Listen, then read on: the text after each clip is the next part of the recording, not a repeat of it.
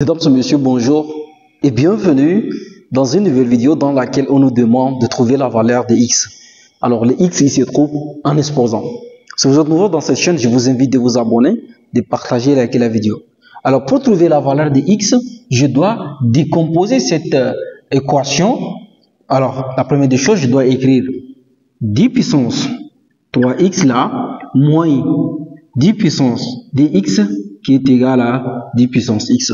Alors, je dois décomposer les 10 puissance 3x et les 10 puissance x afin de factoriser après. Donc, j'aurai ici, pour le décomposer, j'aurai 10 puissance dx multiplié par 10 puissance x. Et vous savez que quand on a a à la puissance n multiplié par a à la puissance m comme ça, ceci est égal à a à la puissance n plus m. Et donc, pour trouver les 10 puissance 3x là, on fait juste la somme de puissance ici. dx plus x, c'est égal à 3x.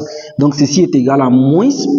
Maintenant, on aura 10 puissance x multiplié par 10 puissance x qui est égal à 10 puissance x. D'accord, très bien. Et donc là, on a les 10 puissance x qui se répètent deux fois. Donc, on va les factoriser par 10 puissance x. Donc, j'écris ici 10 puissance x là, facteur, ici il va me rester les 10 puissance dx, moins, maintenant il va me rester un 10 puissance x ici, moins 10 puissance x qui est égal aussi à 10 puissance x. Très bien. Très bien. Alors, si vous êtes jusqu'à ici, ça veut dire que vous portez un intérêt majeur pour cette vidéo. Alors, je vous invite de vous abonner, de partager afin que vous nous aidez. Alors, donc là, ici, on a 10 puissance x et dans la parenthèse, on a 10 puissance 2x moins 10 puissance x. Alors, pour cela, il me faut chasser ces 10 puissance x. Mais pour les chasser, il va falloir que je divise le tout par 10 puissance x. Si je divise ce membre par 10 puissance x sans diviser l'autre, c'est faux. Donc, je dois diviser ces membres par 10 puissance x et l'autre aussi par 10 puissance x.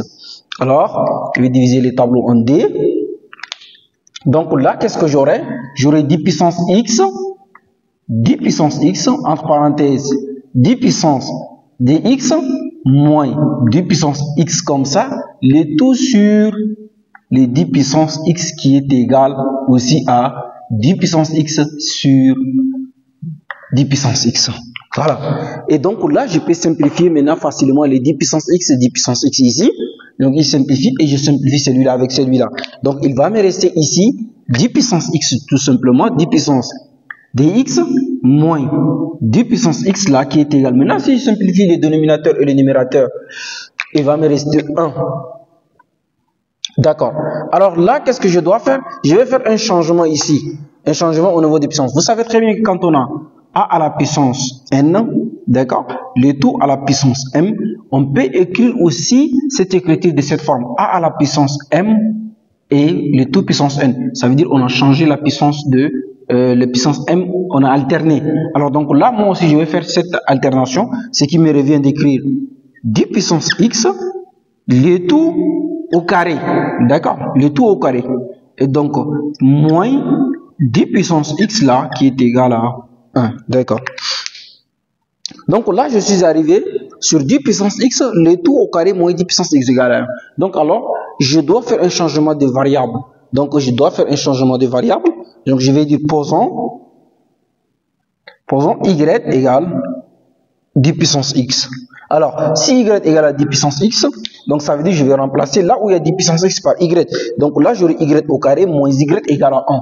Donc, j'aurai y au carré moins y égale à 1. Alors, il me faut trouver une équation égale à 0.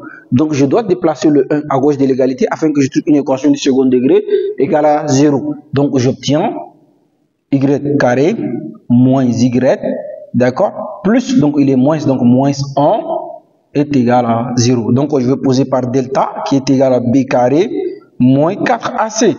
Alors, y au carré a pour coefficient 1, ça veut dire le a, donc celui-là, le b, donc est égal à moins 1, et ici est égal à 1, est égal à moins 1 aussi, donc j'aurai delta est égal à quoi? Maintenant, ça fait moins 1 au carré, moins 4 en facteur de 1, en facteur de moins 1. Alors, donc là, j'aurai quoi? J'aurai 1. Maintenant, lui là, il va être plus, donc ça fait 4 qui est égal maintenant à 5. Donc, la racine de delta est égale à la racine de 5. D'accord? Donc, ça veut dire que delta, il est supérieur à 0. Et donc, il existe des solutions x1 et x2. Donc, alors, x1 est égal à moins b plus la racine de delta sur 2a. Maintenant, moins b, on a b c'est égal à moins 1. Donc, avec le moins de la formule, ça fait plus 1. Donc, j'aurai 1 plus la racine de 5, d'accord, plus la racine de 5 sur 2a. A égale à 1, donc 2 fois 1, ça fait 2. Maintenant, x2, c'est quoi? x2, c'est le conjugué de x1. Donc, x2 n'est autre que le conjugué de x1 qui est égal à 1 moins la racine de 5 sur 2. Alors, donc là, on a trouvé les équations, les solutions x1, ça veut dire y1 et y2, autant pour moi. Alors, donc là, on va chercher maintenant le vrai x. D'accord? Donc, je vais effacer ici. Donc, je vais effacer. Nous avons dit que y est égal aussi, nous avons dit y, c'est égal à 10 puissance x comme ça. Donc, ceci implique que, maintenant, ceci implique que y1, c'est égal à 10 puissance x. Donc, si celui-là est égal à y1, donc j'aurai ici 10 puissance x là est égal à 1 plus la racine de 5 sur 2. D'accord? Ça, c'est y1. Maintenant, si y2 est égal à 10 puissance x là, ce qui implique que j'aurai 10 puissance x là est égal à 1 moins la racine de 5 sur 2. D'accord. Alors, vous voyez ici, 10 c'est un nombre positif. X aussi c'est un nombre positif. D'accord. Mais maintenant, j'ai 1 moins racine de 5 sur 2. Alors, si on fait la comparaison, on élève celui-là avec au carré. Donc, ça fait 1 au carré. 1 au carré, ça fait 1. Moins la racine de 5 au carré. Donc, la racine et le carré vont partir, il va me rester 5. Donc, 1 moins 5, ça fait moins 4. Donc, c'est un nombre positif. Donc, moins 4 divisé par 2 égale à moins 2. Donc, il n'est pas possible qu'un nombre positif à la puissance d'un nombre positif me donne un nombre négatif. Donc, celui-là, celle-là est impossible. Ça, on ne le prend pas. Ça ne marche pas. Parce que un nombre à la puissance positive est toujours un nombre positif et un nombre à la place. Oh là là. On doit trouver un nombre positif ici. D'accord? Alors, donc là, je vais prendre y1 qui est égal à 10 puissance x. Je vais chercher maintenant x. Donc, on a 10 puissance x là qui est égal à 1 plus la racine de 5 sur 2. Maintenant, je vais insérer le logarithme de part et d'autre. Donc, j'aurai le logarithme décimal log de 10 puissance x là est égal aussi à logarithme de 1 plus la racine de 5 sur 2. Alors maintenant, il me faut faire descendre les x parce que les x ici se trouvent en exposant. Alors donc, il y a une propriété de logarithme qui me dit, regardez, il faut que les x là, ils descendent pour trouver x. Donc, il y a une propriété de logarithme qui me dit, quand j'ai a à la puissance n, le logarithme me dit, la propriété me dit, quand j'ai logarithme comme ça, logarithme décimal de a à la puissance n, maintenant si je vais tirer le n, pour faire descendre le n, j'aurai n, on multiplie par log de a, tout simplement. Donc ici, les 10 représentent a et le n représente x. Donc moi aussi, je fais descendre le x, je le multiplie par log de 10, qui est égal aussi à logarithme de 1 plus la racine de 5 sur 2 comme ça. Maintenant, j'ai besoin de x, donc il me faut diviser par 10, 10. Par logarithme de 10, logarithme de 10. Et donc là, les 10, il va rester ici. Donc alors, les 10 ici vont simplifier. Ça veut dire x est égal à quoi?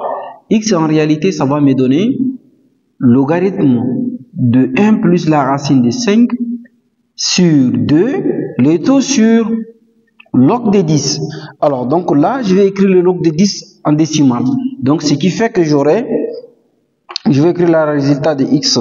Donc, ce qui fait que x là, résultat final en rouge, donc x est égal à quoi? Est égal au logarithme à base 10 de 1 plus la racine de 5 sur 2. Ça, c'est la valeur réelle de x. Maintenant, si vous voulez la valeur approchée de x, il faut utiliser la calculatrice et trouver x est égal quelque chose. D'accord? Alors voilà, mesdames et messieurs, d'une façon simple et bref, nous avons arrivé à la fin de notre calcul. Si vous avez apprécié les calculs, je vous invite de vous abonner, de partager et liker la vidéo. N'oubliez pas aussi d'activer la cloche de notification afin de recevoir toutes les vidéos que nous mettons online pour vous.